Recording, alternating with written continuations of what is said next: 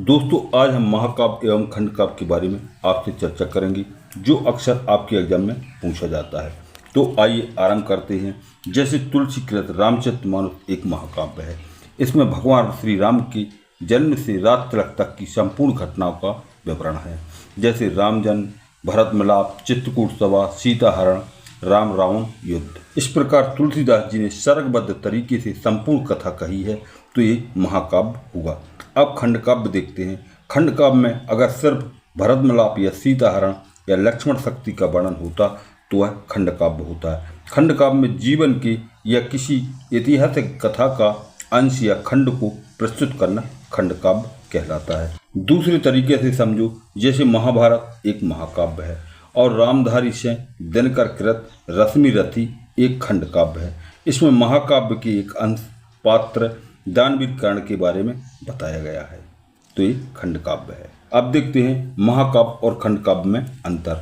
महाकाव्य का क्षेत्र विस्तृत होता है, जीवन की संपूर्ण घटना का चित्रण महाकाव्य है, जबकि खंडकाव्य का क्षेत्र सीमित होता है, अर्थात जीवन के एक खंड या घटना को प्रस्तुत करना खंडकाव्य होता है।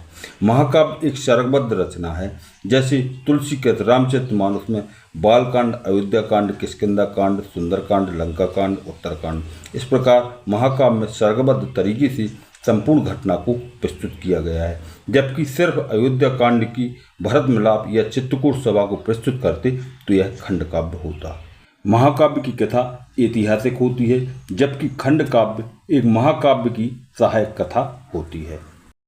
महाकाव्य में नायक प्रधान होता है, जबकि खंडकाव्य में घटना प्रधान होती है। नायक सच्चरित्र, उदात्त गुणों से युक्त, सम्मानी, प्रजापालक, आदर्शवादी होता है। उसी के इर्द गिर्द संपूर्ण कथा घूमती रहती है, जबकि खंडकाव्य में नायक प्रधान नहीं होता, घटना प्रधान होती है। महाकाव्य में पात्रों की संख्या अधिक होती है। एक कथा के साथ कई सहायक कथाएं जुड़ी होती हैं और कई पात्र आते जाते रहते हैं, जबकि खंडकाव्य में पात्रों की संख्या सीमित रहती है। महाकाव्य संपूर्ण जीवन का चरित्र होता है। इसमें नायक के जन्म से रात तिलक तक की संपूर्ण घटना का वर्णन होता है, जबकि खंडकाव्य कथा का एक अंश है। अब महाकाव्य और खंडकाव्य के उदाहरण देखते हैं। जैसे रामचरितमानस तुलसीकृत है, पृथ्वीराज रासो चंद्रवरदाई कृत है, आलाखंड जगनक का है और साकेत प्रियप्रवास मैथिली शरण गुप्त का है और कामायनी जयशंकर प्रसाद का है। ये महाकाव्य हुए। और खंडकाव्य देखते हैं, जैसे पंचवटी मैथिली शरण गुप्त का है, हल्दी घाटी श्याम नारायण पांडे का है, रश्मि रथी रामधारी सिंह दिनकर का है और सुदामा चरित्र नरोत्तम दास का है और वैदेही वनवास अयोध्या सिंह उपाध्याय हरिउद्ध का है। अब आपके समझने के लिए ये डायग्राम दिया हुआ है प्रबंध काव्य। तो प्रबंध काव्य के दो भेद होते हैं, महाकाव्य और खंडकाव्य। अब जैसे प्रबंध काव्य की विशेषताएं आ जाएं तो आपको यही लिखना है, महाकाव्य की विशेषता आ जाए तो यही लिखना है और खंडकाव्य की विशेषताएं आ जाएं तो यही लिखना है। अब हिंदी का प्रथम महाकाव्य कौन सा है, ये अक्सर आपके एग्जाम में पूछा जाता है। तो हिंदी का प्रथम महाकाव्य पृथ्वीराज रासो है, जो चंद्रवरदाई ने लिखा है। हिंदी का प्रथम खंडकाव्य रंग में भंग है, जो मैथिली शरण गुप्त ने लिखा है।